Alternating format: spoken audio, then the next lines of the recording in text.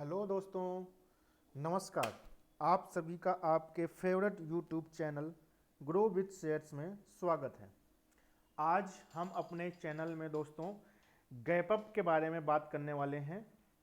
तो सामान्य शब्दों में, सामान्य अर्थों में अगर हम कहना चाहें कि गैप अप होता क्या है, तो हम ये कह सकते हैं कि किसी भी शेयर के प्राइस में गैप अप तब होता है जब प्राइस पिछले दिन के क्लोज के ऊपर ओपन होता है और क्लोज भी पिछले दिन के हाई और क्लोज के ऊपर देता है। साथ ही साथ दिन में ट्रेडिंग के दौरान, उतार चढ़ाव के दौरान पिछले दिन के हाई को टच नहीं करता है। जब प्राइस पिछले दिन के हाई को टच नहीं करता है तो पिछले दिन के हाई और जो आज का लो है उसके बीच में प्राइस गैप हो जाता है। तो दोस्तों इस गैप अप को ही हमें ट्रेड करना होता है और इस गैप अप को हम अपने इस वीडियो में अच्छे तरीके से समझेंगे, चार्ट के माध्यम से समझेंगे। आगे हम बात करेंगे चार्ट के माध्यम से इस गैप अप के विषय में कि हमारी इस गैप अप के आधार पर स्ट्रेटजी क्या हो दोस्तों। तो अब मैंने पहले तो कोशिश की कि इस बात को, इस स्ट्रेटजी को थोड़ा कम समय में ख़त्म करूं, लेकिन ऐसा हो नहीं पाया। तो इस वजह से दोस्तों इस वीडियो को हमने दो पार्ट में बनाया है। वीडियो के दो पार्ट होंगे, दोनों पार्ट आप देखिएगा, तब आप जाके पूरी बातों को अच्छी तरीके से समझ पाएंगे। तो दोस्तों और एक और बात कहना चाहता हूं कि दोनों वीडियो को दोस्तों आप पूरा देखिएगा। जब आप पूरा देखेंगे शुरू से लेकर अंत तक, तभी सारी बातें अच्छे से क्लियर हो पाएंगी। देखिए आप, ये यहाँ पर हम बात कर रहे हैं शेयर मार्केट की, शेयर मार्केट से संबंधित चीज़ों की। वहाँ पे हमें अपना पैसा लगाना होता है शेयर मार्केट में।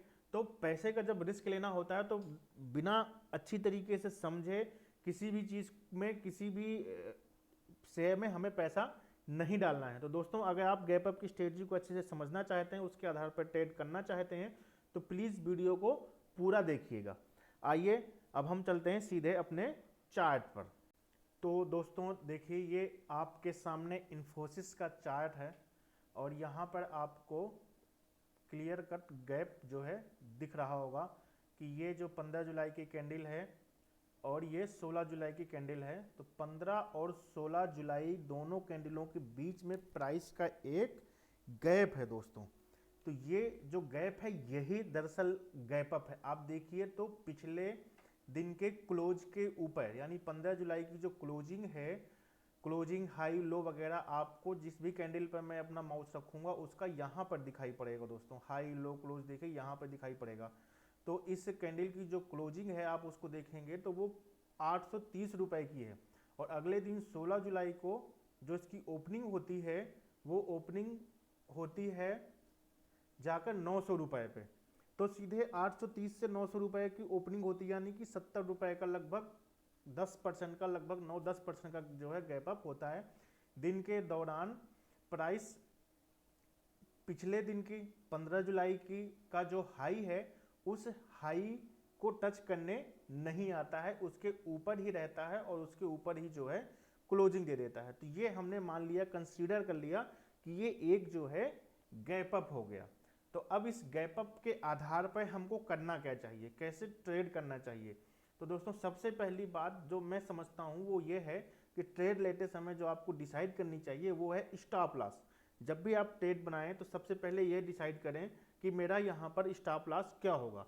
तो गैप अप के आधार पर जब आप ट्रेड बनाते हैं तो आपको जो स्टॉप लॉस रखना है वो पिछले दिन की क्लोजिंग का रखना है। यानी इस कंडीशन में, इन्फोसिस की कंडीशन में, अगर हम 16 जुलाई को कोई ट्रेड बनाते हैं तो हमें अपना जो स्टॉप लॉस है वो पिछले दिन की कैंडल यानी 15 जुलाई की क्लोजिंग, यानी कि 830, जो 15 जुलाई की क्लोजिंग है वो 830 है, तो हमारा जो स्टॉप लॉस होगा वो 830 रुपए होगा। देखिए यहाँ पे आपको ये एक ग्रीन स्पेस दिखाई देगा। अब तो ये ग्रीन स्पेस जो है ये क्या है, गैप है।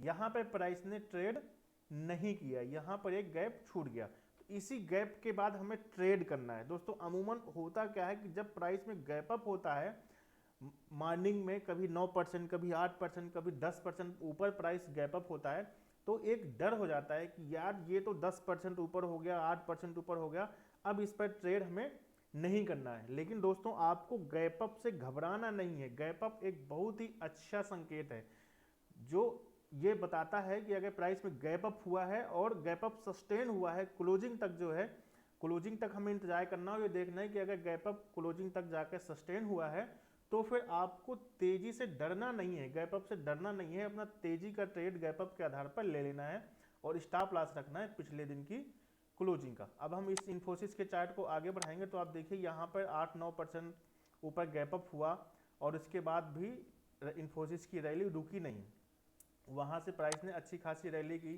ठीक है, और लगातार हाई पे हाई लगाया।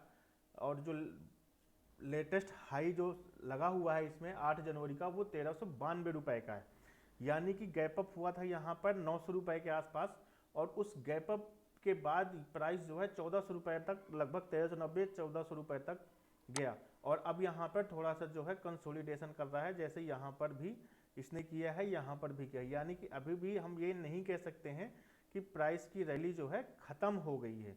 तो ये एक एग्जाम्पल है दोस्तों। ऐसे आपको बहुत सारे चार्ट मिलेंगे, जब आप चार्ट पे ढूंढेंगे तो पिछले चार्टों में आपको बहुत सारा गैप अप मिलेगा और उन गैप अप के आधार पर क्या हुआ उसको आप पिछले चार्टों में आप देख सकते हैं। और अगर आने वाले समय में आपकी ट्रेडिंग के दौरान गैप अप होता है तो आप उस पर नज़र रखिए और कोशिश करिए कि गैप अप के आधार पर ट्रेड बनाइए। दूसरे अगर हम चार्ट देखें तो ये MGL का चार्ट है दोस्तों, देखिए यहाँ पर भी एक अच्छा खासा गैप अप है, ठीक है। और उस गैप अप के बाद देखिए, गैप अप होने के बाद कितनी बड़ी कैंडल जो है प्राइस ने बनाई है। उस दिन लगभग 14% की रैली की है गैप अप होने के बाद, और तब से लेके अभी तक जो है वो ऊपर ही है। और जो हमने स्टॉप लॉस गैप अप के बाद क्लोजिंग का यहाँ पे डिसाइड करा होगा, पिछले दिन की क्लोजिंग का जो ये बन रहा है 927 रुपये का, इसको अभी तक प्राइस ने तोड़ा नहीं है। और अभी हाल फिलहाल में SBI में भी एक गैप अप हुआ है दोस्तों, देखिए ये SBI का चार्ट अब आपके सामने है, यहाँ पर भी आपको एक गैप अप दिख रहा होगा। ये देखिए यहाँ पे 355 इस दिन जो है 4 फरवरी को 355 रुपये पर क्लोज हुआ। और अगले दिन 5 फरवरी को जो ओपनिंग हुई वो ओपनिंग सीधे 387 रुपये पे हुई, लगभग 10%, ऑलमोस्ट 10% ऊपर जो है ओपनिंग हुई। और अभी तक प्राइस ने उस गैप अप को बचा के रखा है, अभी भी SBI ने उस गैप अप को बचा के रखा है। तो हम ये मान सकते हैं कि अब इस गैप अप के आधार पर अभी और SBI में तेजी बची हुई है, आगे तेजी जो है हो सकती है। और कैसे इसको ट्रेड करना है मैंने आपको बताया कि आप अपना स्टॉप लॉस जो है डिसाइड करिए, स्टॉप लॉस रखिए पिछले दिन की क्लोजिंग के, पिछले दिन की जो क्लोजिंग है उसका आप स्टॉप लॉस रखिए और ट्रेड पर इंटर कर जाइए।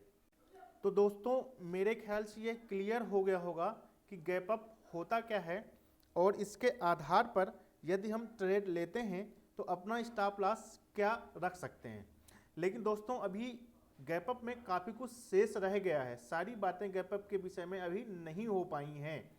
हमें कुछ और महत्वपूर्ण बातें गैप अप के विषय में ध्यान रखना होता है। दोस्तों मैंने अपने अनुभव से ये सीखा है, ये समझा है कि हर स्थान पर चार्ट में कहीं पर भी यदि गैप अप होता है तो वो गैप अप ट्रेड नहीं करना चाहिए। कुछ महत्वपूर्ण स्थानों पे, विशेष स्थानों पे, विशेष जगहों पे यदि गैप अप होता है तो ही हमें उस चार्ट को उस गैप अप को ट्रेड करना चाहिए दोस्तों। वो खास स्थान, खास जगह कहाँ पर होते हैं, कौन से होते हैं, जहाँ पर यदि गैप अप होता है तो हमें ट्रेड करना चाहिए और उसके लिए कैसी क्या स्ट्रेटजी रखनी चाहिए, इस पर दोस्तों हम अगले वीडियो में बात करेंगे, ठीक है। तो दोस्तों इस गैप अप सीरीज का, गैप अप स्ट्रेटजी का जो भी अगला वीडियो है उसको आप जरूर देखिएगा, ताकि आप गैप अप से संबंधित सारी बातों को क्लियर समझ सकें और गैप अप के आधार पर ट्रेड बनाने में अपने आप को सक्षम बना सकें। और दोस्तों ये गैप अप के विषय में हमने जो बात की, एक सामान्य बात की, इस वीडियो में भी एक सामान्य समझ विकसित करने की कोशिश की है कि गैप अप क्या होता है। तो दोस्तों वीडियो अगर अच्छा लगा हो तो लाइक कीजिए, दोस्तों के साथ शेयर कीजिए। और हाँ, कहने की ज़रूरत नहीं है दोस्तों, आप खुद समझदार हैं कि चैनल को सब्सक्राइब कीजिए, जिससे अगले वीडियो जो अन्य स्ट्रेटजीज और कई स्टॉक्स के चार्ट एनालिसिस पर आधारित करके हम बनाएंगे, यूट्यूब में डालेंगे, वो आप तक समय से पहुंच सकें। धन्यवाद दोस्तों।